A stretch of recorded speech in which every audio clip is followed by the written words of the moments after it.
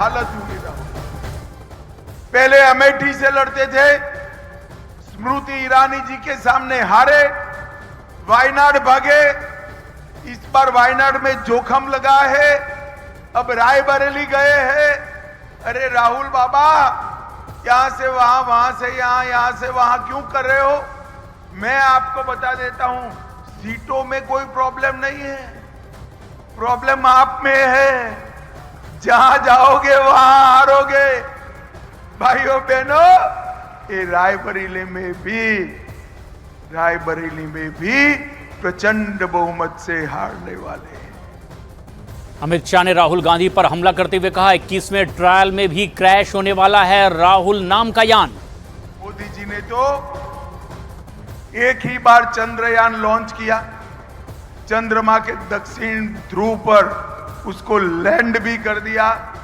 ये राहुल नाम का यान जो है, सोनिया जी ने 20-20 बार लॉन्च किया, मगर लैंड करने का नाम नहीं देता है भाई। अबे 21वां ट्रायल है, देखो क्या होता है। मुझे मालूम है 21वां ट्रायल भी क्रैश कर जाने वाला है, लैंड नहीं कर पाएगा। गृह मंत्री अमित शाह ने जनसभा में कहा, देश की जनता तय करके बैठी है कि 400 सीटों के साथ मोदी जी को बहुमत देना है। भाइयों बहनों, मैं देश भर में पूर्व, पश्चिम, उत्तर, दक्षिण सब जगह जाता हूं, हर जगह से इसी प्रकार से मोदी मोदी मोदी मोदी की आवाज कानों में गूंजती आ रही।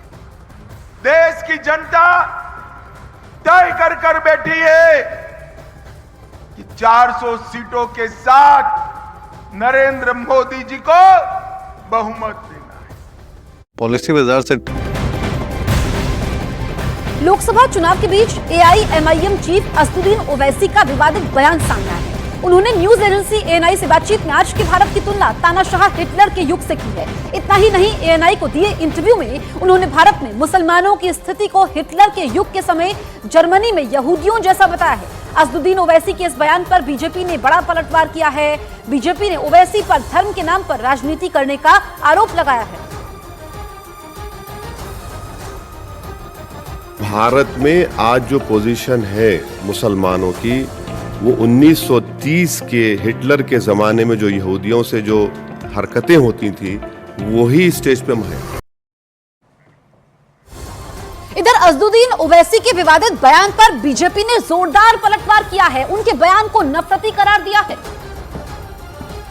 सारी देश में हिंदू व मुस्लिमों एक ही है, हम कभी कोई रिलीजियस के खिलाफ नहीं है, मगर जो रिजर्वेशन है, रिजर्वेशन के बारे में भारतीय जनता पार्टी जो हाईकोर्ट का जजमेंट है, अनकॉन्स्टिट्यूशनल है, यही प्रधानमंत्री रिफर कर रहे हैं।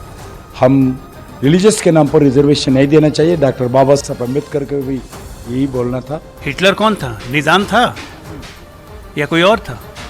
ओवैसी को अपना दौर याद नहीं रखता है।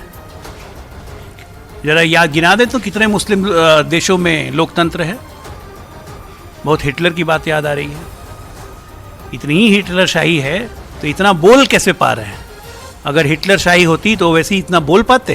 पहले तो ये खुद से पूछें सवाल, उसके बाद ये सब बयान दें। इधर कांग्रेस नेता ओवैसी के बयान का समर्थन करते दिखाई दे रहे हैं, तो वहीं यूपी के मंत्री ओम प्रकाश राजभर ने ओवैसी को मुसलमानों का दुश्मन करार दिया है।